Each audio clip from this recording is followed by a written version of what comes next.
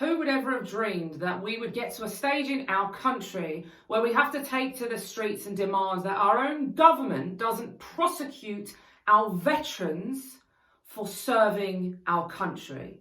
Well, unfortunately, that's exactly where we're at. People all across the UK have been taking to the streets to demand that our government stops the witch hunt and the prosecution of our veterans. It's actually quite shocking how many people aren't aware of this issue.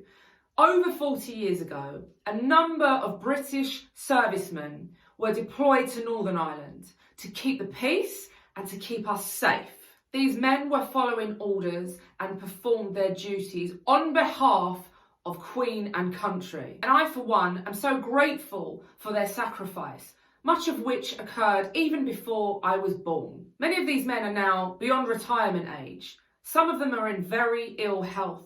And the British establishment see fit to haul these men into court under accusations such as murder and put them on trial. So before the general election, Boris Johnson made a promise to end the unfair trials of those who served in Northern Ireland and give them legal protection to prevent them from being prosecuted. Well, like so many promises made by politicians, that hasn't happened. In fact, over the coming months, many of these trials are due to commence. Our heroes, our veterans, could be facing jail for fulfilling their duties, which were ordered by the British state. What an utterly despicable act of betrayal. Most of you will have seen campaigns that I have joined and promoted to stop the prosecution of these Operation Banner veterans, many of whom are from the Parachute Regiment. And a lot of you will have seen logos, symbols, t-shirts, flags, banners relating to Soldier F.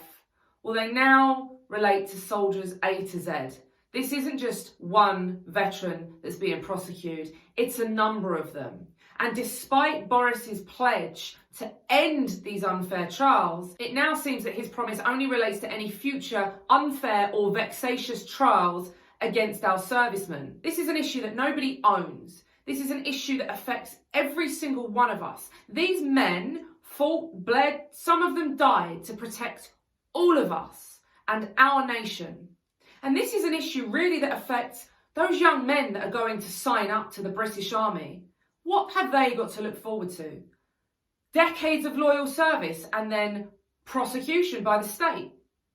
We need to put a stop to this. We need to put pressure on our government to end these witch hunts now and stop the prosecution of our veterans.